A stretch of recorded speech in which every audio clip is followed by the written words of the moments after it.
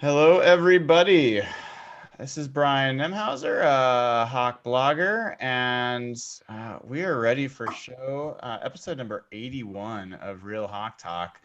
Is it Thanksgiving Eve? Is that a thing that people say? It is the night before Thanksgiving. I hope that everybody is ready to do their whatever their Thanksgiving tradition is. I know folks have varied ones.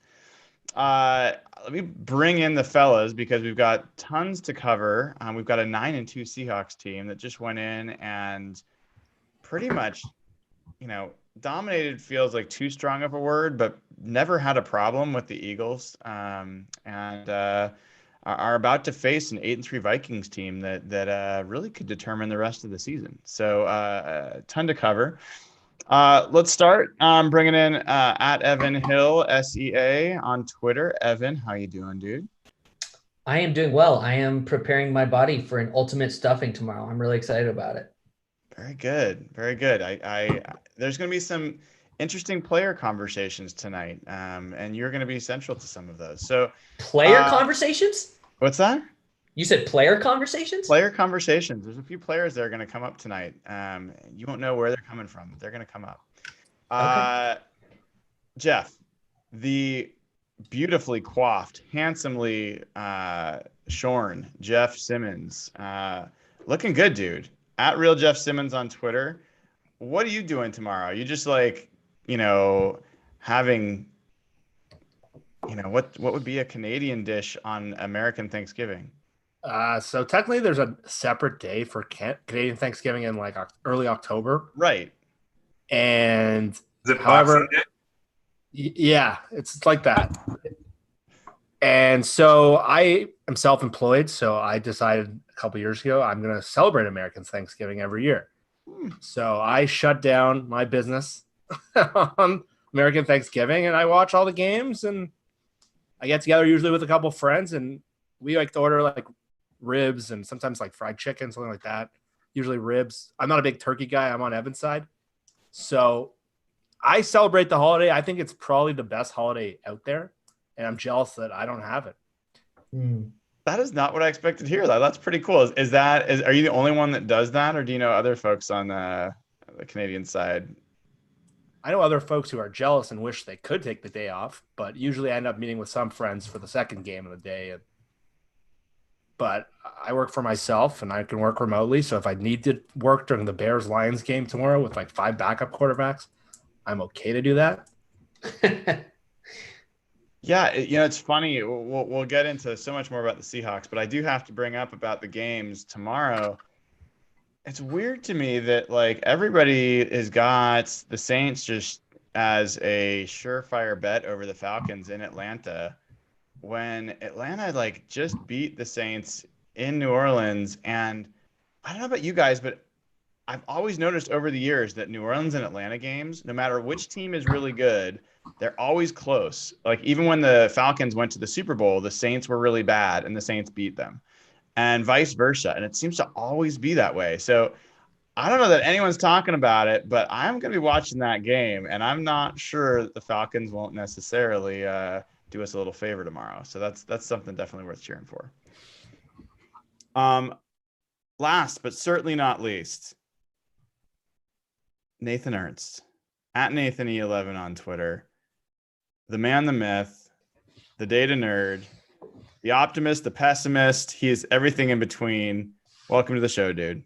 I've long maintained I plot a steady course, and you guys are just all over the place. I'm a realist. That's all. Not pessimist, not optimist. You don't succumb to emotion? No, not often. I try not to. So we've got a lot of questions that have come in from our patrons. So folks that don't know, obviously we donate a bunch of money to charity every year. We're well on track to meeting our goal this year of a minimum of 10,000 donated to charity. Hopefully get up to 20, and I think we'll hopefully get there. And so we take Patreon questions during the show. Got a list. We're going to go through those a little bit later. We also do take super chat questions. It doesn't mean we will get to all of them. Patron questions do take priority, as those are folks that are supporting us each and every month, and we really, really appreciate it. But if you are in the super chat and you have a question, we will try to tackle it. And on that note, I think it's a very good place to start because Dalton V has joined in the super chat and asked, I think the question of the hour. I think this is what everybody on Seahawks Twitter has been talking about today. It is the most important thing for us to start this 81st episode of Real Hawk Talk about. What do you guys think of the uniform combination for Monday? I was trying to imagine all the different ways this was going to go. I didn't know if it was going to be an Ezekiel Ansah brag or a Malik Turner brag, or if there really was some breaking news that I had missed today. And I was like, oh shit, I'm unprepared. Wait for it. Those are coming. Yeah. So, I mean, we've got, for folks that haven't seen it, they're going with the first time, right? This is the first time they've done this uniform combination. They're going with, what do they call the green? It's not rave green because that's Sounders. Action green. Action green. That's right. Action green on their blue pants. Look, some of us who will remain unnamed might own one of these terrible, awful, really bad jerseys. And they are terrible and they are awful and they are really bad. But just like announcers, like NFL announcers are widely terrible. But the ones that you can just tell like have a passion for the game and have a boldness about them, like I kind of like Booger McFarland. Like he's a complete bozo, but man, is he a complete, like he just is a complete bozo. Like he leans into it. And so I think we should celebrate the Seahawks just leaning into a trash uniform and a trash uniform combo. We should appreciate the boldness. They're trying things. Should give them the space to experiment. It's incredibly upsetting that they're doing this before they've done like a 1980s throwback, but go for it, man. Hey, and let me jump in real quick, Nathan. I'm okay with the Seahawks experimenting and getting a little risque, but does it have to be in a primetime game? Could it be like a 10 a.m. game that nobody's gonna watch against like the Browns? Does it have to be against an 8-3 Vikings team? Is this the right choice? Is this the right timing? I love that you think it's risque. That's the best description. I say be proud, be bold, let it all hang out, let the world see your action green in your closet. Like, just go for it. Yeah, well, there are a lot of great jerseys to own. A action green jersey is the best. And there's only certain people that are able to pull it off and other people that just wish they could. So I do understand. I understand where you're coming from, and Nathan, you're a much larger gentleman than me. You're like 6'10" or something. And like, it's a lot of torso to cover with action green. So, if I wear action green, planes will like detour around like. You may be mistaken for a crossing guard. It's possible if you were to wear action green. So, I want to get into talk about the Seahawks and actual football. I can't go there quite yet. I have to know. We've talked about Jeff and what he's eating tomorrow. Thanksgiving is my favorite holiday. I love it. I love the food. I love the fact that you're with family a lot of times, hopefully. And I love the fact that family is totally dysfunctional and effed up and like something weird always happens and there's weird feelings and all that. I like love all of that stuff. So, what is your top seed Thanksgiving food? It could be the main course or it can be a side dish. What is the first thing that you make sure is available to you every Thanksgiving? Nathan, we'll start with you. Oh, I'm going to take a minute to brag because I made my first turkey this year. I followed the Aaron Franklin video recipe. So I brined it ahead of time. I smoked it about halfway through. I put literally a pound of butter on top of the turkey, wrapped it in foil, let it go. I'm typically in the turkey is wildly overrated camp, but this turkey was pretty damn good. And I did a practice turkey on Saturday, and we ate turkey sandwiches for like 3 or 4 days. We had a turkey today. It was still delicious. I'm not turkeyed out, so I'm gonna brag on my turkey a little bit and say this year that was the highlight for me. Wow. Yeah. I didn't expect a past tense take, but I like it. Oh yeah. So I also did an early Thanksgiving with the in-laws today. We're not actually doing anything tomorrow. We're just going to hang out, watch football, and take it easy, which I'm ecstatic about. So yeah, weird Thanksgiving for me, but it's been good. Interesting. All right. Evan, what is your terrible take on food today? Well, I'm going to start by prefacing that most of Thanksgiving food is actually not that good. And that's really not a hot take. It's just there's not many exceptionally good Thanksgiving foods. Like, in my opinion, like Christmas Eve, like feasts are better than Thanksgiving food. They're the like same. Thanksgiving, they're not really. In my opinion, they're the same, except you swap like a turkey for a ham. There's a lot more sugar and a lot more bread for Christmas Eve feasts. See, I think you're just doing Thanksgiving wrong. I think that's the moral of this story. Well, I don't do Christmas dinner, so I can't speak to that as much. But like the lack of sugar, have you had a sweet potato casserole? Sweet potatoes are bad. They're literally candy, like with pecan and sugar and crumble. Like can't have pecan. Yeah. You're a nut guy. You've got nut issues. Yeah, I can't eat pecan pie. Everybody talks about pecan pie being amazing. Can't tell you if it's not. You just had your pie rankings come out. Yeah, and I stuck pecan pie in there. If you notice, it's only because my wife absolutely raves about it. But I do have to brag about my wife for 10-15 seconds. I'm getting together with my entire side of my family. Alex is my mom is a notoriously awful cook, self-admitted awful cook. Grew up having the worst Thanksgivings ever, like freaking heated like turkey in the microwave, like not good stuff from the deli, really, really bad Thanksgivings. And Alex, my wife, is cooking for all 10, 11, or 12 of us. So she has been prepping for like a week and a half. I'm super excited. Her stuffing is amazing.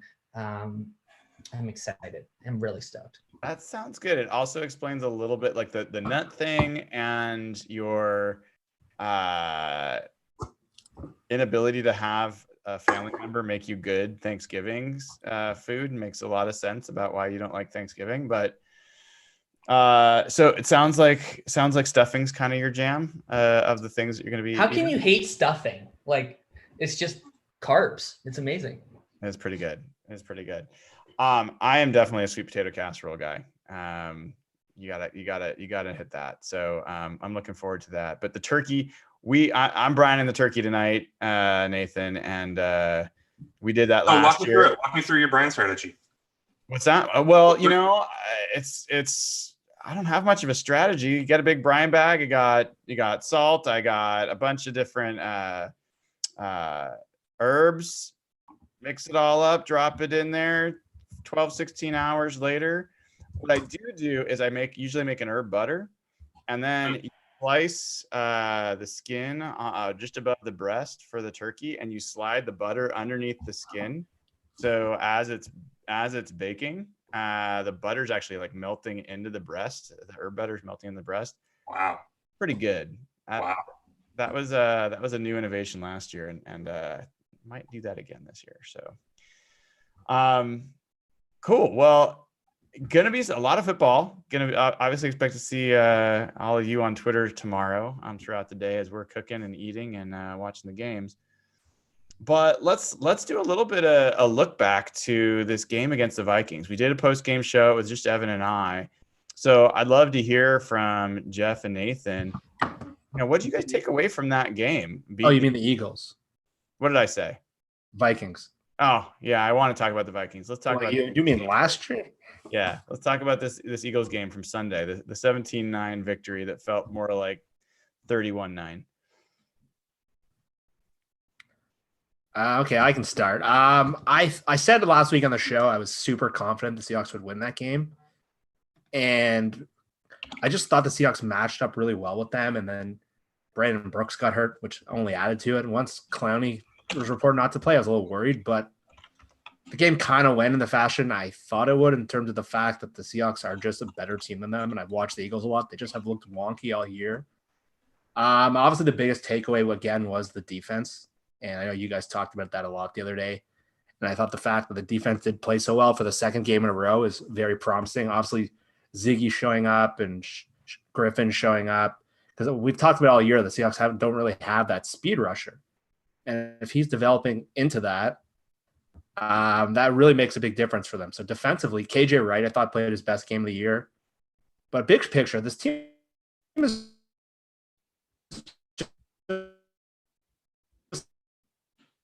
I don't know. Jeff. Attack. Like every week, the opposite. They should have been up. Oh, am I?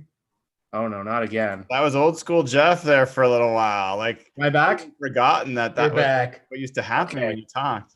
I saw your message, and I think that might have exploded my computer. Nathan's message. Okay. Okay. Go again. Finish your last. Quickly. The defense was awesome. The Seahawks are a weekly heart attack. Every week there's something new. Well, I'm just sweating out these games, but they keep finding weird ways to win. And that game was frustrating as hell, but man, the defense is just really promising. I thought there was, as Evan said a bunch of times on Twitter, there's a lot that you can see just going forward, and Quandre Diggs, and there's just a lot of promise coming from a defense that we thought was just hopeless 2 weeks ago. I love that we've got the chat who knows you so well, Jeff, that as soon as you started, lagging, we've got vintage Jeff Simmons comments. Jeff Simmons is a cyborg comments. You are well loved by our watch. Hey man, you've been on quite the streak. You were on like a Russell Wilson to start the season streak with your internet connection. So all right, well, this is an aberration. This is an aberration. Nathan, how about you? What does the realist say about the Eagles' loss to the Seahawks this week?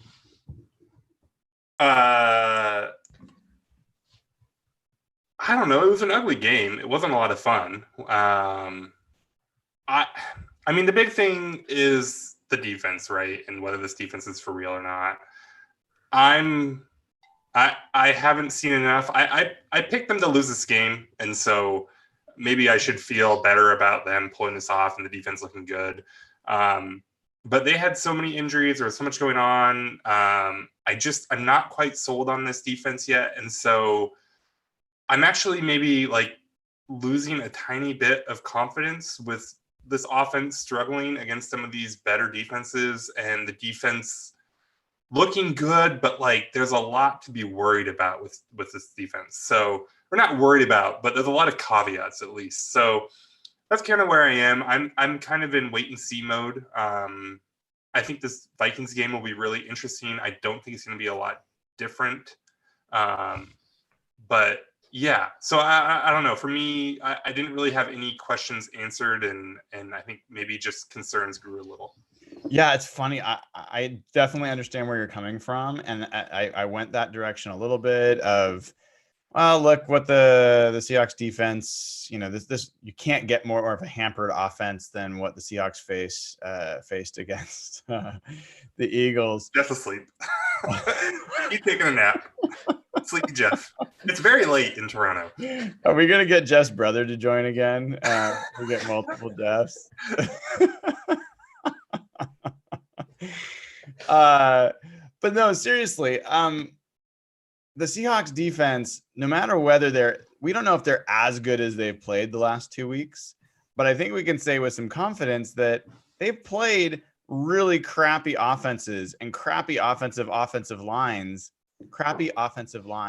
during the season and have been terrible. Like they looked really bad against teams. They've gotten 0 sacks and 0 QB hits against teams like with multiple injuries. So I think that we can at least be encouraged. These are both road games. These were both games against, even the Eagles offensive line with the injury situation is not the worst offensive line that the Seahawks defense has gone up against. And the 49ers up until that game certainly had not given up. I think Jimmy Garoppolo has been like hit like, anyway, I can't remember what the stat was, but very few times. So yes, I don't think we can, they got to do it more than a couple games, but I am pretty encouraged, and I am pretty confident that they've gotten much better than they were. Whether they're as good as they look, that's another question entirely. Yeah, I think that's really fair, because I mean, this is the same defense that got shredded in a half by Matt Shaw, that gave up 100 yards to Andy Dalton, like that not almost, but like that Steelers game was dicier than it should have, even though it was pretty comfortable the whole way. So like Mason Rudolph has now been benched for James Blow, Buck Hodges, somebody, I don't know. James Blow is a real starting quarterback, but I think he's actually the Lions quarterback now. So, anyways, I think you can be confident they've improved. I think the question is just how much.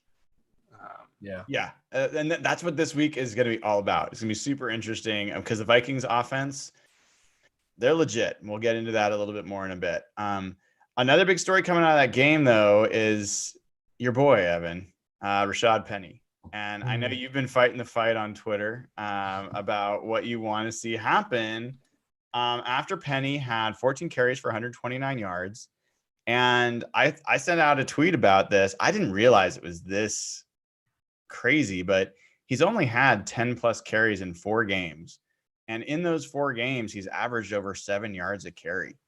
And in 2 of those games, he's had over 100 yards. This was the most carries he'd ever had, was 14. So he's had 2 100-yard games with 14 or fewer carries. So I think it's a pretty strong case that the guy should be getting some more chances. Evan, I think you feel a little bit more strongly than even that. Where are you at on the Rashad Penny situation? Yeah, no, obviously I'm super excited about what Rashad Penny showed on Sunday. Pete's alluded to it, actually spoke pretty specifically to it on 710 on the Gallant show, where he said, Penny had, or maybe it was the post-game conference, where he said like Penny had once ballooned up to like 238 or something, and it's now back down to like 215, 220, something like that. So it sounds like he's hired a nutritionist. He's a lot lighter on his feet. He says he notices that explosiveness, like burst that he had on that big run, as something that he felt has resulted from hiring a nutritionist and really taking care of his body better. But to me, this is a tough thing, because Chris Carson is a good runner. He's probably a better runner than Rashad Penny right now. I don't think anybody's really disputing that, and I'm a huge Rashad Penny fan. The issue is ball security. We can talk about it till the end of time. We can make excuses till the end of time for Chris Carson. I like Chris Carson, but at the end of the day, he has fumbled 8 times this year. The next closest anybody is 5 times. 8 times in 11 games. Like, honestly, this is going to be sad to say, we're very lucky Chris Carson has not lost us more games. I'm serious when I say it's important to say more games, because I think you could argue that he had a lot to do with the Saints loss. Saints loss, right? Yeah. I guess my point is, like, if you roll with Carson as your full starting running back still, and you're giving him 80% of the carries, and he fumbles in a pivotal moment in the playoffs or something like that, damn, it's going to suck. Like to me right now, Rashad Penny looks like the better back. I think he's running better. You sound like you soften your stance here a little bit. I can't get over the ball security thing. Like, I know, you've been saying like absolutely that Penny should start and Carson should sit. That's what you've been saying. No question. Okay. Right now, Chris Carson should be the backup running back moving forward. And I'm not even kidding. And Nathan, clearly you agree. Yeah, 100%. Nathan loves negative running plays, so that's why he wants Chris Carson to. That's not even a joke. I love fumbles. They're one of the more exciting football plays. So thank you, Chris Carson. You've brought a lot of excitement. You've taken years off my life, but you brought a lot of excitement to it. I just want to summarize Evan's argument. Evan, I think what you're saying is that Chris Carson is the better runner, but Penny is the better ball holder. Is that the extent of it? Carson is likely the better runner. I don't think we've seen enough of Penny to really say like definitively, though. Do you know what I mean? Like Brian just said, like Penny has only had 4 games in his career with 10 or more carries. He just hasn't had a lot of opportunities. And I know you're going to bring up the argument of he has the same fumble rate percentage, whatever. Well, that's not I true don't think. anymore. Okay. That was going into the Philly game. Okay, got it. Well, I just think I think right now Carson's issues are mental. I really think there's something mentally going on with his confidence in carrying the football, and it's Rashad Penny's turn. He's the hot hand. Give the man his shot. Evan, do you like? So I'm like somewhere right in the middle here, which shouldn't be a shock. That's where I often find myself. But I mean, I actually want to see Rashad Penny get more carries. I do. I think he's shown me enough. I like, having an explosive runner on there is a big deal. And Chris Carson, for all the things he is, tends not to be a guy that you're going to get big chunk plays from. Although he has done that a couple times this season. The thing, though, is I think you care about Russell Wilson, don't you? Like, you want him to stay in the game. You think he's important. And are you going to talk about Penny's pass pro? He's terrible Sure. at pass protection. And I mean, that showed up even in the limited carries he got. That was a thing that people noted about him coming out of college. He's now a couple years in, clearly has not made a lot of strides there. And I mean, will you trade 100-yard rusher for, Geno Smith being your quarterback? Let me. Okay, so you bring up a valid point. That's a negative, but weighing all these factors of Carson's ball security issues, Rashad Penny's, hot hand as the running back, probably being the better, ball handler in terms of a ball security issue, and the fact of him just looking really good on Sunday, I think you have to roll with Penny. And if you're worried about Penny and pass pro, then put Chris Carson back in for a passing play. Like that, you don't have to keep Penny in there. Yeah. Jeff, you have any strong takes on this one? I'm kind of stumped on this one, to be honest. And early in the year, when everyone was talking about sitting Carson, I was very against it. I'm sort of on Nathan's side of this one, where I don't think that because he's fumbled, he's more likely to fumble in the future. And I don't know if the team is better from sitting on him. So I'm still kind of in that camp. I still think Carson, just because he's fumbled, doesn't mean he's more likely to fumble again. See, I actually disagree with that. You don't think there's any mental confidence, any mental insecurity issues going on right now where he's so worried about fumbling that he just does it? You don't think there's any element there? It's possible, but we would have said that last time, and he followed that up with his 2 best games of the season. So I'm kind of stumped. I'm stumped because Penny did look really explosive. We got to talk about the McDonald's thing, by the way. Like, how much time did we spend on his weight last year, and then this year he doesn't take his nutrition seriously? Like, that is hard. I didn't hear the whole thing. I just heard that he said he stopped eating McDonald's, but he said he didn't take his off-season nutrition properly, and he did say that, didn't he? Which, considering how much time we spent on his weight issues last year, that was a big thing last year. He came in out of shape. By the end of the year, he started to look better because he had this is the thing with Rashad Penny. Like, ultimately, this is what happens. Every 6 to 8 games, he has a big run. People lose their mind, and then he goes right back to being Rashad Penny, right? And yeah, maybe the nutrition thing is real. Like, it seems like it's 2 years in a row now, but then that introduced a whole new set of concerns about him, right? That's more longer term and less about what you do against the Vikings. But. Well, yeah, I think what we can all expect to see is we're going to see more Rashad Penny. Yeah, I think we all can agree that that's going to happen. And I think one of the questions is going to be whether they force it. I think, Nathan, you brought this up in our group chat, and do they? I don't know that they're going to force more runs because of Rashad Penny, but I do have a feeling that he is going to get. I think he's going to get another 10 carries. And I think that's probably going to be the typical thing. And I'm not against it. Let's see what happens. And the Chris Carson fumble stuff is big, man. He is in good company. A lot of great backs fumble the ball a lot. But I liked it a lot better when he wasn't fumbling. And the issue is, Brian, I'm not sure this team is good, but I'm not sure they're that good that they could overcome a Carson fumble in a pivotal playoff game against the Niners or something like that. And that's my concern. Yeah. But Penny hasn't exactly been sure-handed. He fumbled in the Sure. Niners game. I agree with you to an extent that I think Penny should get more carries than like the 4 he gets sometimes. And I think it should be a sort of a matchup thing. And I like some of the ways they used him a little more last game. Like there was a play early in the game where they pitched it out to the left side where he could just run in a straight line. That's his strength. Instead of just running him the Carson runs where you try to run him up the middle, that's not really his game.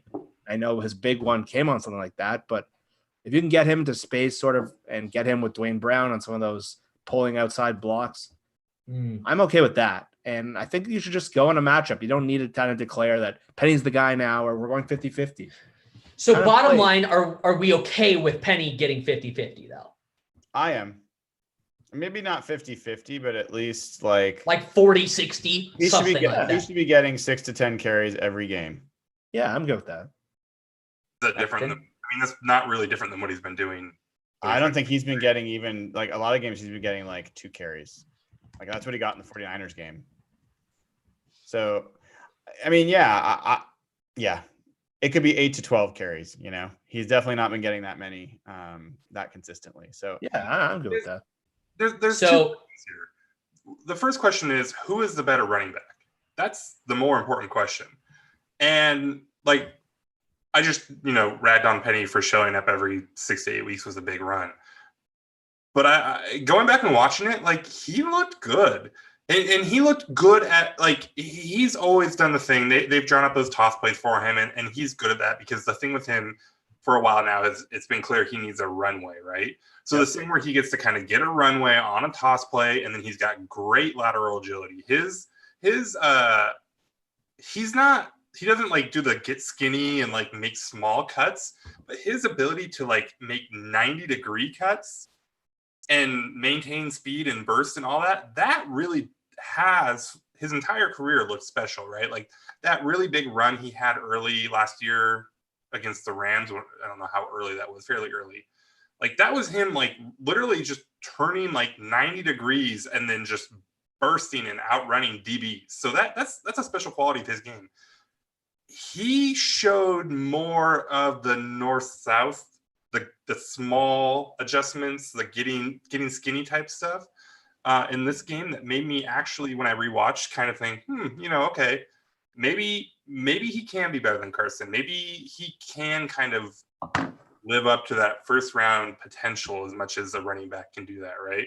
And so if you're going to tell me that your opinion is Rashad Penny is the better running back, then start Rashad Penny, right? That's the more important question. But now, if you're not sure, or if you think Carson is better, then all we're talking about by limiting Carson's carries is you're just talking about playing Russian roulette with 1 bullet instead of 2, right? Like his fumble rate doesn't go down. He's not any less of a risk to fumble on any one play. You're just stretching the fumbles out across more games. Well, there is some benefit to that. I mean, sure, but you also can't say that the fumble is going to come in any more or less of a critical situation, right? So you're still. Yeah, I think there's a lot of assumptions in there about. I mean, I agree with Evan that one, I think psychology does have something to do with it, whether or not you're going to fumble more often or not. But I do believe that if your paycheck is at risk, and you're going to stop getting snaps, and that there is a potential that you will focus more and fumble less. I think the bigger issue with him correcting it is I think we could see Chris Carson be less of a runner because of it. He could be, less willing to do the things that have made him a special running back in terms of going into contact and going in the middle of the line. And I don't know. I don't want to turn the whole show into a Rashad Penny show because he's not that interesting of a player, to be totally honest. But I mean, I think what we're saying is they each have some unique strengths. I think what I'm hearing from you, Nathan, is you think Chris Carson's a better running back. And so why are we putting Rashad Penny in there? I think I'm guessing you would admit that there are certain types of runs that Rashad Penny is better at than Chris Carson. Right? For sure. And so I think the challenge for the coaches is how do they find ways to take advantage of a player who you, as much as anybody else knows, like if you can have an explosive play or a play that is gaining, significantly more yards, has the potential, that's pretty valuable. And so I think they have a weapon that looks like he has that. He's shown that he's got that potential. Now it's up to the coaches to see if they can find the right way to weave him in without taking away what Chris Carson's done, which has also been pretty damn special. So let's start taking a few questions from patrons, because there's a lot to cover, and I think we'll start turning our attention to the Vikings. I do have a couple other player things to bring up, but we'll can we pause on the running back thing for just one more second? Of course. Okay, because there's a lot of criticism about some of us, me, Evan, not giving Pete his due, not giving Pete credit where he deserves it, yada yada yada. I think Pete has handled this fantastically, and I think he handled the Myers thing. I mean, I really do. Like, I'm going out of my way to do it because people cry about it and get a little sensitive that we don't give Pete the love he needs. So we can take a minute and give him credit here. I don't think there's any other way for Pete to handle this, right? I mean, this is one of the strong points of Pete, where he continues, like, whatever it is with Carson, whether it's just technique, whether it's in his head, and the same thing with Myers, his willingness to just be positive and continue to believe in guys. I really think that that's the right thing to do. There's a million things that we can criticize Pete for, and we do. And so this is one where I think his approach, especially in the media, who knows how he's handling it behind closed doors. He could be browbeating Carson, and that I don't think that'd be the right thing to do. But in the media, in public, I think he's handled both the Carson situation and the Myers situation really well. Evan feels very similar to that, but Brian, I saw a tear in your eye when he started complimenting Pete Carroll. I look for even-handedness, and it's nice to know that there can be some positive notions relative to our 9-2 coach following a 10-6 season with an unbelievable turnaround that I don't think has probably ever happened.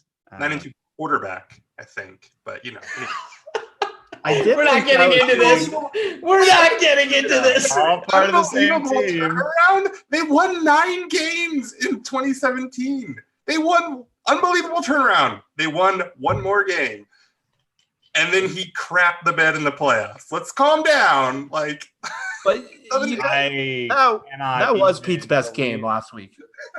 Given like the amount of turnover on this roster and the talent that left this team, either got old, injured, or whatever, for what John and Pete have done over the last 2 years, look at every other team that has lost even a couple of players. And I mean, look at the Rams, like from what they were last year to what they are this year. And it's, it's 2-3 players different, really. And Seahawks have lost Hall of Fame quality players across the board and have barely lost a step. Like, that's absolutely something you've got to credit to not only the quarterback, but also the coach and the GM that have managed that process. It's not easy. They fired every coach other than the one that they also should have fired in special teams. So like that's never happened in the history of the NFL. Find me another situation where that's happened. I love that the biggest credit you can give to Pete Carroll is he fired all those bad coaches he had, except for the really bad coach. Well, look, guys, I mean, this is a repeating pattern where you guys harass me about even giving Pete Carroll any credit. I get credit for saying nice stuff about Pete. I said a nice thing. Even Tom Cable getting any credit, and guess who's got like one of the best offensive lines in the NFL this year? We're not going to talk about that. That causes me pain. I'm just saying, there's like unnecessary toxicity around coaches that have done good things for our Seahawks. So I don't know why we have to only be negative, and that's why I'm appreciating that you were not only negative, Nathan. I do appreciate it. All right, so let's do this. We're going to start with Ryan Cleveland, one of our most loyal patrons. Ryan, it's good to have you. I know you're watching the show. He's got a couple questions. We're not going to take both of them because I think it would take a little bit too long to go through. So I'm going to give dealer's choice. I'm going to ask both questions, and the first person that jumps in, gets to choose which they want to answer. His first question is, what is each of your predictions for the NFC playoff seeding? We're not going to do all of us, but one of you are welcome to join in, and we can debate if we want. Second question is, what Seahawks player will unexpectedly step up and help push the Seahawks to an NFC West title and 1-2 seed in the NFC? What was the first question? Predictions of NFC playoff seeding. Nathan, why don't you take this one? No, I don't want that one. Jeff, I want you the take other this one. What about which Seahawks player will unexpectedly step up? Rasheem Green. I like that. I think I want to get behind that guy. I can't do it for some reason. Why? Tell me why. Tell me why I should be excited. I think he's had a nice year. I don't think he's had a great year. He hasn't had. I mean, people. I don't know. People use the word good in a lot of different ways. I probably wouldn't say he's had a good year. I think he's had a nice year. I think he's had a productive year. I think he's had especially considering his first year, right? I think he's still the athlete he was, when they drafted him. He's still young and all that. And I think you can just see him. He just kind of looks like a professional football player, which is the big thing with him. He's by no means perfect, but his whole thing was that he was really raw. And I kind of think what we're seeing him go through right now is he's kind of figuring out all the details. He's kind of doing the dotting his I's and crossing his T's. And at some point it's going to click. And all that is going to kind of become second nature for him. And that athleticism that he has is going to be unleashed. It could be this year. It could be next year. It could never happen. But if you had to make me guess, I would say he's the guy that all of a sudden explodes and kind of takes them to. I could see him being a big storyline down the stretch. I got to chip in real quick. Did you guys see how many pressures he officially logged on Sunday? Was it like 6? 7 pressures, 1 forced fumble, 1 sack. He obliterated a right tackle on that 1 sack that he had, which was kind of an ugly finish, but he still just blew that guy onto his backside and 3 yards back. Yeah, the little punch he made was a really sneaky play. That was a good play. Savvy play. I like the guy. I had a couple conversations with him. He was excited coming into this year. He said he feels more comfortable actually rushing from the inside than even from the outside. So he has not flashed for me in general in terms of his athleticism or the way that he's actually a lot of times he just looks totally handled. And even in the beginning of this game, one of the first times I saw him show up was him underneath a pile, just getting totally owned by a tackle on a run play. And so anyway, it would be so huge. That's a guy that a lot of us talked about. If there was one guy in the preseason where if one guy could really pick to pop, it would be Rasheem Green. He's so important to where they're going for the roster. So it's really good sign. I think that would be an amazing story if he could pop. Let's take another one. This question comes from Silk Monkey, also a very loyal patron. Thanks for supporting at patreon.com/hawkblogger. What concerns you most about the Vikings on each side of the ball? Jeff, you want to go after this one? Sure. I would say defensively, what worries me the most is their edge rushers. And Seattle has had some trouble picking up blitzes the last couple of weeks, and they got sacked a lot when they used that spy. And I know they can use Harrison Smith in a similar way that Philly used Malcolm Jenkins. But blocking Daniel Hunter and Everson Griffin is always challenging, and Russell Wilson hasn't played as well against the better upper echelon defenses, which I think is a little overstated for the record, but he has struggled a little bit compared to the level he was at before. So I would say that's my biggest area on defensively. Offensively, it would just depends on whether Adam Thielen plays or not. I think those two receivers are probably the best receiving combo in the NFL. Stephon Diggs has had a phenomenal year, and he's the kind of route runner that would give our corners problems. But if he's out, the Vikings receiving core really drops off. And the Seahawks did a really good job bracketing last year with some unique packages. So if Thielen's playing, it's just the combination of them. But just covering Diggs, he's the kind of guy, he runs such good routes and he can just blow a game open. I would say it's him. I wanted to check out the box score from last year really quick if I can find it. I think I'm actually really excited to see Diggs against this defense. Not because I actually have a ton of respect for Diggs. I love who he is as a receiver. Great route runner, can go deep, short. I think he's just like quintessential what you're looking for in a professional receiver. And last year against the Seahawks, he had 4 catches and 6 targets for 76 yards, 19 average. He did have a 48-yard catch on one of those. So otherwise, I mean, 3 catches for, what is that? 28 yards or something like that, other than the one big one. So I am interested to see how they play. I'm excited to see if Shaquille Griffin gets lined up against him. I think that could be a great matchup, and I think Shaquille Griffin actually might be able to hold his own. So that's one to watch for sure. This question comes from Donna Burton.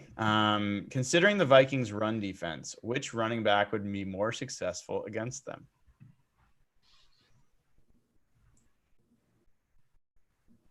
Silence. Fantastic answer, everybody. I think we nailed it. Let's move on. Evan, that was like on a platter for you, dude. If you can't answer this question, then why were you answering the other ones? I mean, Vikings run defense. Let's assume for a second that Linval Joseph plays. Linval Joseph, their defensive tackle, has been, all pro level in the past, has not played that well this year, coming off of a knee surgery. He practiced today. They're hopeful he might play, not sure. This is a top 10 run defense. They've got great linebackers. Michael Kendrick's brother, Eric Kendricks, is fantastic. They've got Anthony Barr, Harrison Smith.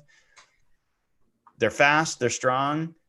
Who do you want to see? Who do you think is going to have better success? Inside runner and Chris Carson, or outside runner and Rashad Penny? The answer is I don't want to see either. We have the 20th ranked run blocking unit, and they are, per Pro Football Focus, a top 5 run defense. This is not the game to run the ball. This is the game. And yes, they have a good secondary, but this is the game to put the ball in Russell Wilson's hands again. They actually don't. The Vikings don't have a good secondary? No, their safety play is pretty decent, but their corners have been really, really bad this year. And you're right. Last year, I think they're averaging like the 3rd or 5th most passing yards to other receivers, and their average depth of target is really, really, I think top 10 in the league they're giving up. If you talk to any Vikings fan, they're really, really down on Xavier Rhodes and Trey Waynes to an extent, who they tried trading both players in the offseason. Well, here's one of the crazy things. I mean, I had the same reaction. I had both of your reactions. So Evan, they've got really good corners in terms of people that have at least been good in the past. Trey Waynes, Xavier Rhodes. Who's their other guy that's really good? Missing his name. Jaron Kearse is a really good corner as well. But here's the facts, at least from footballoutsiders.com. Vikings rank defending number 1 receivers, 25th in the NFL. Vikings rank defending number 2 receivers, 13. Vikings rank defending all other receivers, 25th. So that's 25th, 13th, 25th. They also are 18th in defending running backs receiving the ball. So they're really good at defending tight ends. How do they rank defending Jacob Hollister's? Well, I mean, who could possibly hope like that? There's no stat. There's not a large enough sample size because are they in a 31 team tie for last place in defending Jacob Hollister's? I think so. I mean, that guy, I don't know. He's tiny. He's like big as a minute, and somehow he's taking a beating. He took so many big hits against the 49ers, and then he started against the Eagles getting bent backwards with like a helmet to helmet and managed to stay in there without a flag being thrown, by the way. So let's talk about that play for a hot second. He destroyed, which is generous. So he chipped on that play, and he took, I don't know if it was a linebacker or an end, and he chucked him. He just pushed him, and he happened to hit either the end or the defensive tackle, and they both fell over. And so he takes out 2 defenders, catches the ball, breaks the tackle, and then gets crunched and gets up and continues to be Jacob Hollister. He's amazing. He's been a good ad, and it's been funny. I think Pete Carroll, to criticize Pete Carroll, I think Pete Carroll was a big part of the reason Jacob Hollister was not on the roster, because he's not a blocker, and I don't think he really saw the role that he could play. And part of the reason I'm saying that is because he played really well in training camp and didn't make the cut. And when asked, this is back when Disley was healthy and they had Nick Vannett, asked about Jacob Hollister directly, he was like, yeah, he's a different type of tight end, and was very dismissive about Hollister. And it was pretty clear he's talking about the fact that he's not a blocker. And now you hear Pete Carroll like, yeah, he's pretty good. He's a tough little SOB, right? And you've seen that happen. Like, it's kind of, Pete does this stuff. I think he did it with Puna last year, where he's skeptical about some guys for some odd reason, and then they show up and they play well. And he's like, oh, yeah, they are pretty good. So, like, there's definitely Hollister's another example, I think, of, I don't know for sure, but my instinct is that Pete Carroll's part of the reason that he didn't show up. All right. Important note there, though. I think Jeff brought up about the Vikings pass defense.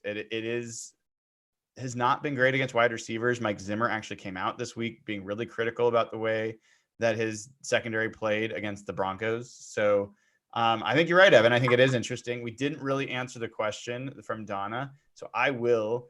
I think, to me, it's not one or the other. It's both. I know that's a bit of a cop-out, but I want to see them test the inside of that line, and I want to see them test the outside, and see which one is more successful.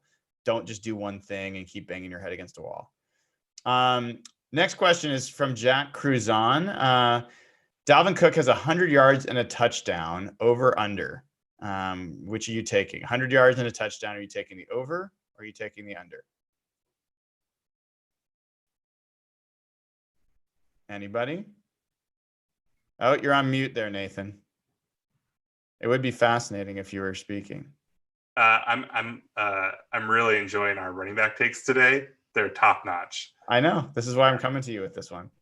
Oh wait, you're coming to me with this? Yeah. Well, 100 yards, touchdown, over or under? Let me pull up their DVOA against the run on defense and see. Well, I will tell you. 17th run, really? No, I mean, this defense has been awful. I don't know why that surprised me. I'll go push. 100 yards, one touchdown. That is the type of that's bold, really exciting take that everyone wants to hear. That's the boldest possible take. What, that he gets 100 yards and a touchdown on the dot? I think it's important to note with the Seahawks that their rush defense, after giving up 157 yards in the ground and 6.5 yards a carry to Cleveland and 199 yards in the ground and 5.7 to Baltimore, they basically given up over 4.5 yards a carry from week 5 until week 4, until week 7. So they'd gone like 4 or 5 games in a row, giving up a lot of yards per carry. And then the last 3 games, it's been on a significant downward trend. Against Atlanta, it was 4.1 yards a carry, 69 total yards rushing. Tampa's 3.8 yards per carry, 99 yards total. San Francisco, 3.2 yards a carry, 87 yards total. So for some reason, does that correlate with Jaron Reed coming back? It does. It does. Yeah, that's not exactly, because Puna's KJ Wright had a really good game last week. He did 12, 13 tackles, something like that. I saw Shield mention him on his all 22 takeaway. That was his number one takeaway. But he's still good. He's been bad this year. Yeah, I feel like he hasn't played that well for most of the year, and everybody was kind of shitting on me for that. But I don't think he's going to be a Seahawk in 2020. But that's a different topic. KJ, right? Yeah, I don't think so. His contract is just from a contractual perspective, it doesn't – they would save like $6.5 million if they cut him next year. It's kind of a high salary for his age. All right, we're gonna go rapid fire because there's a couple things I want to get to as well. I'm gonna answer these in a lightning round, and you guys can jump in if you feel differently. Good. Adam Carthu, should Josh Gordon be getting more targets than DK with DK's drops? No. DK Metcalf is earning those, and Josh Gordon's got to. I don't think Josh Gordon's shown anything yet that makes me think that he needs more targets than DK. Oh, I don't know if Josh Gordon needs more targets than DK, but I don't know why we're harping on Chris Carson when DK has a drops problem. Like, that's just not arguable anymore. It's been like 3-4 weeks in a row now where he has had a lot of drops. It's a problem. I don't think that's true. I mean, a fumble. He's had a fumble. That's different than a drop. He dropped a big catch in the Niners game. He dropped catches in the Eagles game. He's had drops. And part of it is that they force the ball to him on plays that they shouldn't, and they just kind of need to recognize what he is and isn't good at. But DK has had drops, and I think that I don't know if Gordon is good enough to beat him out yet, but I think that we've seen enough of it now that it's a problem, and he needs to get better. I would give him a pass for the Eagles game, though. I really think the win played a major factor. Even Pete said it in the post-game conference, was like, he's trying to track them. Though I think it's an explanation, but you still got to be able to catch the ball. I mean, sure, right? What was that? Turner brought it in, didn't he? I'm just teeing that one up. So, no comment. It was okay. I'll give credit where it's due. That was an amazing throw by Russell Wilson. Oh, come on. It was really good. It was an amazing throw. Yeah, it was an amazing and catch. A good catch. Malik Turner updated numbers, 10 catches in 12 targets. That's not a drops problem. We'll be very clear about that. I would like to see Gordon get more targets, though. Maybe not more than DK, but he looks serviceable. He made another good catch on third down. He did. I was disappointed in his game on Sunday, though, guys. Like, there was a play Russell threw to him, and he just looked lost trying to find the ball. Like, I just thought that they'd be able to get him more involved. I mean, and I don't know. I was pretty disappointed in how he showed up on Sunday. DK or Gordon? Josh Gordon. Yeah. I mean, with the way Tyler Lockett was really barely there, like Josh Gordon was the most experienced professional receiver on that field for the Seahawks. That was healthy. And I don't think he did that much to help the team, which was disappointing. All right, let's keep going. Katie Bourne, in your opinion, what is the most which is more problematic? Chris Carson fumbles or DK drops? There you go, Nathan. I knew this was coming up. For me, it's the fumbles. Drops are not turnovers. Neil Cruz, thank you for supporting Neil. Thank you for supporting Katie. Fill in the blank. Pick the best one. This year's games have been uncomfortably close because of. I'll fill it in for Evan and for Nathan, which will be Pete Carroll. Jeff, this year's games have been uncomfortably close because of. Silly mistakes from the players and the coaches. Okay. Next, this is Michael Hendrickson. Thanks for your support, Michael. I'm putting in this question late, but what the heck? Minnesota's been running lots of 12 personnel, 21, and 22 personnel, almost 70% of the time. Well, that's a lot of different personnel groups, so that doesn't surprise me that they'd be doing that 70%. But anyway, all like 2 tight end and 2 running back groups, though, right? Yeah, well, 2 wide receiver groups. What is it again? So the first number is running backs, second number is tight ends. Yeah, it's alphabetical. So 12 personnel is 1 running back, 2 tight ends, and 1 wide receiver. Is that right? No, 2.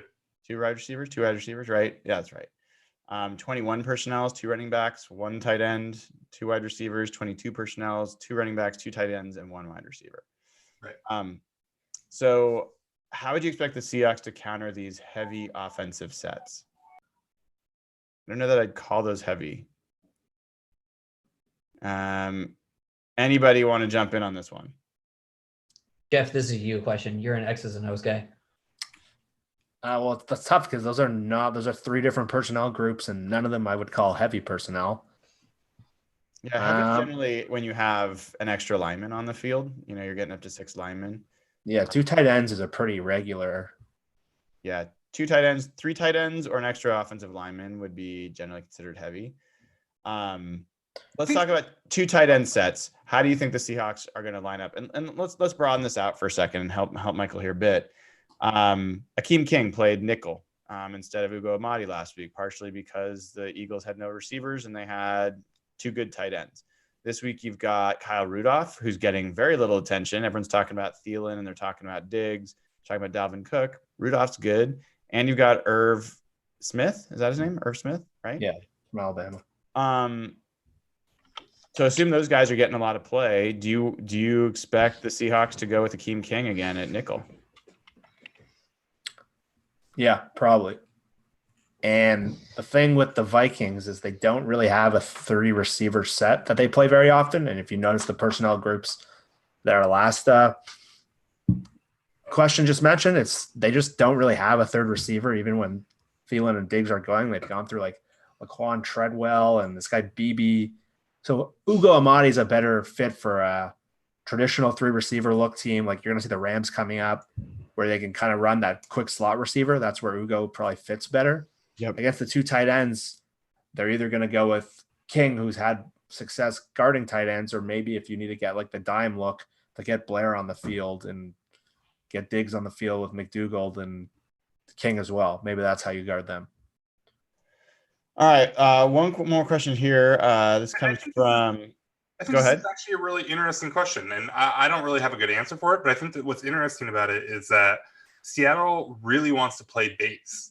And these are formations that Seattle will feel comfortable playing base against. And so it's going to be really interesting to see whether that is something that Minnesota can exploit. Like, can they keep Seattle in base, which hasn't been hard to do this year? And then if Thielen is healthy, Diggs has had a really good year. Cousins has been really hot and cold. That's potentially a disaster for Seattle, where they can start to exploit Seattle leaving too many linebackers on the field.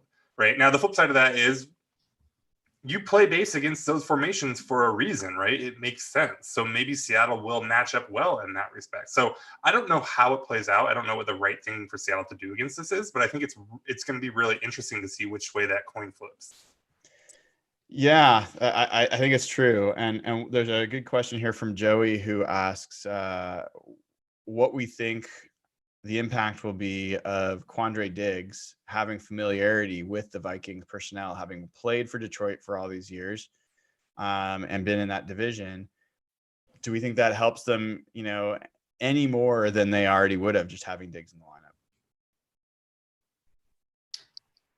lineup? I mean, maybe slightly, like that veteran presence, sure.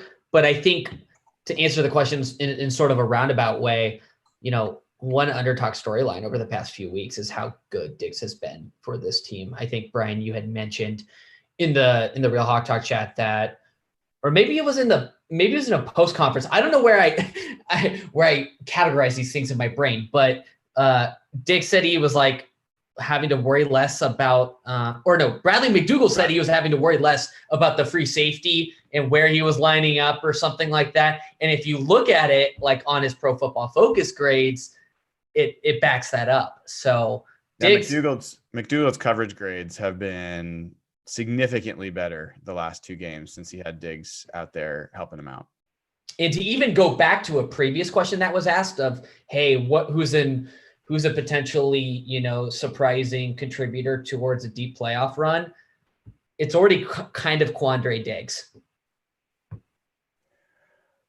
I want to talk about Diggs a little bit more. There's one more question from Ryan, and he says, when is that guy, Evan, going to acknowledge that Brian was completely right about Ziggy Ansah and Malik Turner? Is that a real question, or did you make that up? I'm just reading it out loud. Okay. We have a question here from Not Brian's Burner about outright Brian. You want to comment on that one? No, you were right, Brian. Good call, Ryan especially Benhauser. Brian. Good call on the Ziggy thing. You did call that though. You No, said he was going to have a breakout game, and he did. There's absolutely no one asking that question. So I do want to know, like, with what we've seen now, do any of you feel differently about Ansah? Like, do you feel more hopeful than you did before? Like, or do you think that was just not repeatable what we saw on Sunday? Am I more hopeful? Oh, I'm sorry, Jeff. I need to chip in No, real quick. I have been as negative as Ziggy Ansah all year. I did predict the pass rush would come along eventually, but 2 weeks ago, I didn't think there was a chance in hell that was going to happen. So I thought there was a lot of things that Ansah finally looked like the guy he was in Detroit for the first time all season, where they talked about his size and his power. I thought that came back, and you saw him bull rushing Jason Peters, who's one of the stronger tackles in the league. And that was nothing like the guy we've seen the first 10 weeks. And so you saw qualities in him that you saw the quick first step. You saw the explosive athleticism, that sack that got taken away by that phantom holding penalty. He used his long arms to just power through them. That was a kind of athletic play that looked more like Clowney than Ansah. So I thought there was a lot of repeatable qualities. I don't know if it's going to happen again, but I think I'm a lot more excited than I would have been because I didn't see that coming. He could have had 2.5 sacks, which was bigger than our over-under for the rest of the year. Yeah, it's completely speculative, but I feel like he looks healthier. And if Jadeveon Clowney is dealing with a potential sports hernia and playing through some injury and pain issues, Ziggy Ansah's, I guess revival, you could say, would be huge for this pass rush. Yeah, I mean, that's kind of the question, guys. And it's, jokes aside about, I mean, I had a feeling there was no basis, no evidence at all for it. It was just a gut. But now we did see something from him. We don't know what we got with Clowney. I mean, how confident do any of you guys feel that he's going to play on Monday? And if he does play, how confident do you feel like he's going to be able to play the rest of the year? My thought is he's going to play, but he's not going to look like the Clowney we saw against the Niners. I think he's probably going to be playing at 75%. That's a complete speculation, but he's playing through it sounds like he's playing through some significant pain and practicing through some significant pain. The doctor he visited specializes in sports hernias. This is not a good thing. This is bad, very bad. Yeah, do not do Google searches for sports hernias and prognoses and recoveries and impact to longevity of careers in the NFL. It's not good. It's not encouraging. Don't do it. So let's hope that it's not that, because they haven't really said it's a sports hernia yet. They've just implied it's something like that. But Pete Carroll said it was with the sports hernia stuff or something like that. Who knows what the hell? Let's give Pete some more credit here. The way Pete talks about injuries is fantastic. You learn nothing. You lose intelligence. You lose anatomy knowledge. Not only that, Pete Carroll is an incredible liar. Incredible. Yeah, I was going to say, he completely lies. Pete Carroll is a manipulative son of a bitch. We're on to you, Pete. We're on to you. We're going to give Pete some credit here, all right? Nobody lies with a giant smile on his face quite like Pete Carroll. Yeah, you kind of get the feeling that he just gets off his press conference and he goes back and he's like, John, guess what I got them to believe this week? Like, I honestly believe that he's full of shit about Ziggy Ansah. I don't think he's gained weight or been I think it is random that Ziggy Ansah needed a certain amount of time from his injury or whatever. I don't think there's any magical program he's on that's got him here. Like, I don't know. I think it would be actually more amazing than that is if what's really true is that they sent him to Orange Theory for like 2 weeks. Oh yeah, I've got this new cycling class. It's amazing. Yeah. Oh my God. Can you imagine seeing Ziggy Ansah at Orange Theory? All right, we got to get down to it about this game this week. Seahawks are playing the Vikings Monday Night Football. 8-3 Vikings. I think this is the best offense that the Seahawks have faced really all year. obviously the Baltimore game is, stands out, but that was in the rain. And, I don't think we necessarily saw the best Baltimore offense. And the Baltimore offense isn't as balanced. I mean, the Vikings offense has all their skill position players are good. So at the same time, the Vikings offense hasn't played almost any good defenses. And when they have played good defenses, they've not done well. So we don't know if the Seahawks defense is good or not, right? But how are you guys feeling about this matchup? Where do you guys feel like the Seahawks have an advantage? Jeff, we'll start with you. Quarterback. Russell Wilson is a lot better than Kirk Cousins. And Kirk Cousins had his moments this year. I saw some people even mentioning for like MVP a couple weeks ago, but he has some like Goff, Jimmy G qualities where if you get around him, he can play really, really poorly. And there was times this year where like the receivers were like they were on like a mutiny from him at the beginning of the year. And Russell's one of the best players in the entire league. Kirk is a hot and cold player. That's, to me, the biggest difference between these two teams. Evan, explain that face. Yeah, no, I can't believe I'm about to say this, but I think the pass rush is set up to have a really big day. And I'll tell you why. The Vikings pass protection is ranked like 25th in the NFL, or in that range. Depends on which advanced metric you choose. If the Seahawks can apply consistent pressure to Kirk Cousins, I don't think Kirk Cousins is going to be able to beat you. He's sort of like I know he's having a good year, but he sort of reminds me of Jimmy G in that, like, if he's not facing pressure and he has a good offensive line, sure, he'll throw all over you. But if he's getting pressured, if he's getting sacked, he's going to have a very long day. So I think the competitive edge that the Seahawks have, obviously outside of quarterback, is if their pass rush can continue what they've seen over the past 2 weeks, Kirk Cousins is going to be in for a long day. But outside of that, and to answer a question you didn't ask, I really want to see a complete game from this team. It has been a couple of weeks since we've seen a really productive day from this offense. And I know we've sort of given them at least I have sort of given them grace and passes over the past couple of weeks because they were so good weeks 1 through 9. It's time to pick it up again. This is a good defense. Let's see you get back into the rhythm. Let's have a complete game from the defense and the offense. And can we just blow out this? Can we just blow out this Vikings team at home? That'd be huge. That'd be huge. And the really interesting thing you touched on, we can get to you here in a second, Nathan, is the Vikings offensive line is not that good. It's just not. And I don't think either their tackles are that great. I think that their center is, really not very good at all. I don't think their guards are that great. But one of the things the Vikings have been doing is they've been passing the ball quickly. Kirk Cousins has been getting rid of the ball fast enough that people haven't been able to get to him. And I don't know about you guys, but I mean, Nathan, you wrote about this early in the year, and then we followed back up on it. I feel like the quick passing game has completely left the Seahawks. Like, where is that? Like, it was so effective in Pittsburgh. And now I just feel like the Eagles game, that was the one thing that I would criticize from a coaching, well, not the one thing, but it's one of the things I criticize from a coaching perspective is there's a lot of deep drops, a lot of holding on to the ball.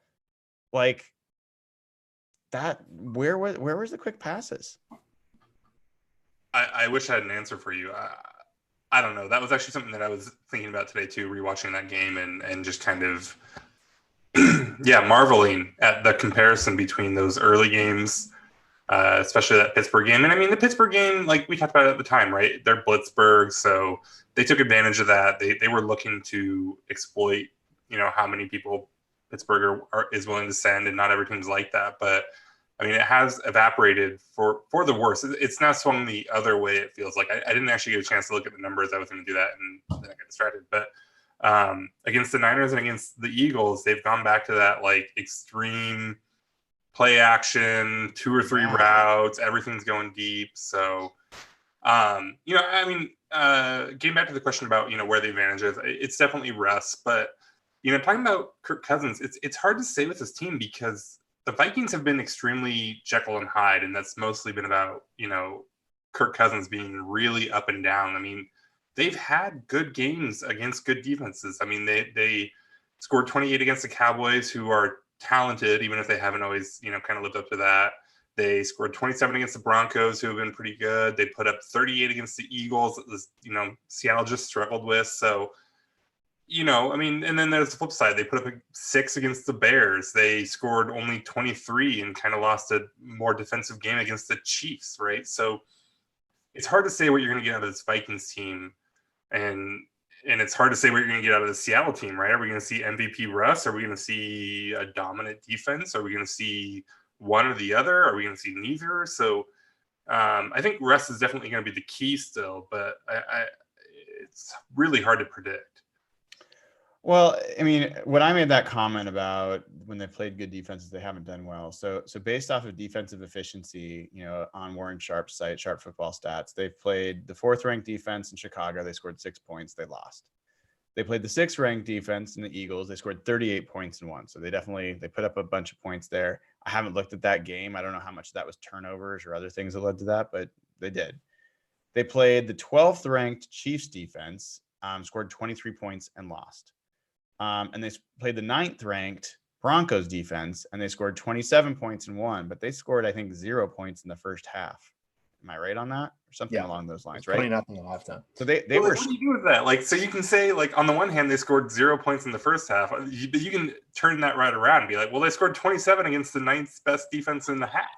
Yeah, I'm just saying, like, the rest of their games, you're talking about every other defense is pretty much ranked 25th or lower. Like they have played a very soft defensive schedule from an offensive standpoint. And when they've played a better defense, those have been their tough games other than the Eagles game. So Cousins went 22 of 29 for 333 yards and 4 touchdowns and a pick against the Eagles. And I think his line was similar against the Broncos, 29 of 35 for 319 and 3 touchdowns. So, I mean, he kind of shredded those two defenses, but I agree. Like, they're all over the place as a team. I'm grasping a little bit for where I can see some weakness, because look, that's the first thing I said. This is the most talented offense I think the Seahawks have faced maybe all year, in terms of all the skill players, in terms of how they attack, the balance they have on run and pass, tight end, wide receivers, running back. Like, there's a lot of ways that they can attack you. It's going to be a handful. And here's the thing, guys. I think that people are saying, oh, this is the game where we get to find, really is the Seahawks defense great? I'm not expecting the Seahawks defense to hold them down the way they held down the Eagles. And I'm not expecting to have the same game they had against the 49ers. I am hoping that they don't look like the shit that we've seen against the Falcons in the second half, or, the Bucks, where it was basically there was no resistance. It was just the offense going up and down the field. So I'm hoping we see a backbone is really what I'm hoping from the defense. And then I think you're right, Evan. It's time for the offense to wake up. This is, no matter how good the defense plays this year, I think all of us believe the offense is going to determine whether this is a Super Bowl team or not. Are we agreed on that this is an offensive? Absolutely. And honestly, they can't afford to take any longer of a break. It's been, including the bye week, 3 weeks since we've seen a really strong offensive performance. It's time to show out again, especially if Russell Wilson wants that MVP award. All right. Well, go ahead, Jeff. So if DK catches that deep pass, though, are we still talking about a bad offensive game? No, we are not. I think that's a little overstated. I don't think they played poorly against San Francisco. Given how good that defense is, I thought they were fine. I didn't think Russ made a lot of bad throws in that game. He held onto the ball a little bit too much in this Eagles game, but if he hits that Hollister touchdown and that Metcalf, and he has 3 touchdowns and 270 yards or something. I know where you're coming from. It's hard, though, when you have 4 turnovers, right? Russ went. One was really a punt. One interception before. He's had an interception in each of the last 2 weeks, right? You've got DK fumbling. You've got DK dropping passes. You've got Carson fumbling. And then you've got ridiculous penalties, shooting yourselves in the foot, type of stuff. So I think you've got, none of these things are wow, this offense isn't good. I don't think it's that kind of problem, but it is, they haven't been great. They've been getting in their own way from being great. And I think if you could see a game, if they could play this week, if I was to tell you that the Seahawks are going to have 0 turnovers and let's say that they have no more than like 1 or 2 drops. I think most of us would feel like the Seahawks would probably find a way to put up 25 plus points against almost anybody.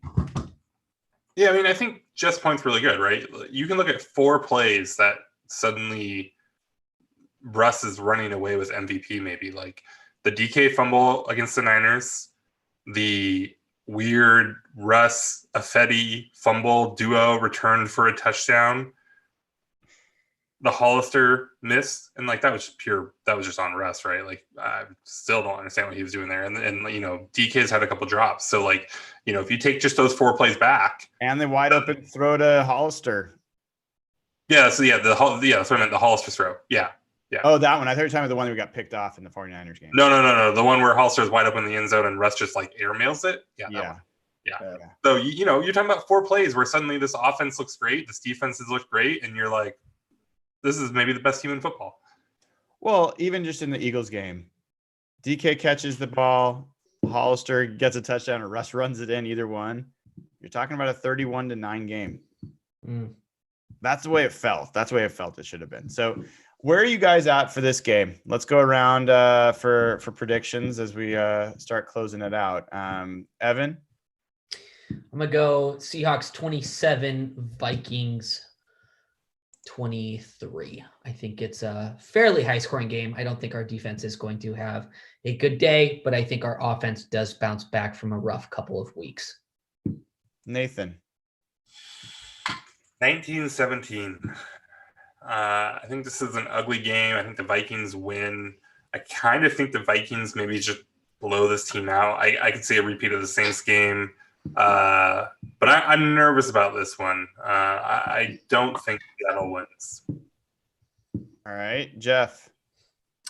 I think it's going to be a close game. I think the Vikings, they've changed their offense this year. They have Gary Kubiak there, and they have a new offensive coordinator. So they use a lot more play action. So teams have had success against Seattle doing that. But I think, like you guys are saying, I think Russ is due for a big game. He plays well in prime time. So I'm going to go 31-27 Seahawks. Yeah, I've definitely. So there's part of me where I look at the Vikings. I think this is going to be the toughest game the rest of the year. I know they have the 49ers at home. I don't think the Rams clearly are the team that they once were. I think the Panthers, they've got some flaws. I think the Cardinals at home, I think, you can handle them, even though they're much better. And the Vikings just had the Packers lost. They see the division right in front of them. So I think not hard to convince me that the Vikings are going to be a really tough team to beat. At the same time, my overarching feeling is Russell Wilson, prime time, has been, I think, down a couple of weeks. Part of me just feels like they have not played their home game yet. They're starting to feel themselves in terms of how the defense is playing. I think Quandre Diggs, his first start at home, Jadeveon Clowney, if he can get out there, like, part of me just feels like this could be the moment where the Seahawks really announce to all of us that we can not breathe easy, but it's safe to believe. Like, and I think they're right on the cusp of that. And so I'm going to go going away. I think 31 was the number I had in my head as well, Jeff. I'll go with 30-14. Seahawks win this one. That would be like far and away the best win of the year, right? It would be. Like that would beat the Niners win. Like probably not in terms of gratification, but in terms of just like what it means. I don't think anything can beat the Niners win for so many reasons. Well, like emotionally, nothing will beat that Niners game. But like if they beat this Vikings team 30-something-14, that's much more indicative of the quality of the team than that Niners game, right? I disagree. God, they won that game on a missed kick. Like, but it was in San Francisco. Like, that's a big. And the 49ers have dominated teams. Like, I just think the talent level overall I think the 49ers defense is more intimidating than any part of the Vikings team overall. Like, I think that defense is remarkable. I even think the 49ers run game is maybe better than any other part of the Vikings team. And the Seahawks showed out against both of those things. So I don't know if I'd go with you. I agree with your general point though. Like, Yeah, you guys are nitpicking here. I'm saying that this will be the moment where the Seahawks get out of their own way and show us what they really are. And I have a feeling it's going to be a good thing. Partially because I'm going to be there having had a few drinks. I think I'm going to be on the air with Softy at Jimmy's on First beforehand if traffic allows it. So it's going to be a good night, guys. This is good. I think this is going to be a good night. Mike Zimmer's yet to beat Carroll. Seahawks are 3-0 against the Vikings in their last 3 games. I know they've won at least their last 4 against the Vikings. So let's hope that all of us other than Nathan are right for all sorts of reasons, because that's always fun. And I think we all wish everybody that's watching the show, everyone that's contributing, have a wonderful holiday. Enjoy your Thanksgiving wherever you are. If you're with other folks, we hope you have a great time with them. If you're not with anyone, just know that we're thinking about you and wishing you the best. Eat your turkey, eat your yams. Don't listen to Evan. Sweet potato casserole is money. Pecan pie is fantastic. It's the weirdest thing in the world that tastes fantastic because it's a really weird consistency, but if you heat it, vanilla ice cream, it's crazy good. So thank you guys. Thanks for a great season up until this point. Patreon.com/hawkblogger. Leave us a comment, subscribe up here on YouTube, on Spotify, on iTunes, on Google Play, all those places. So thank you guys. Have a great night and go Hawks.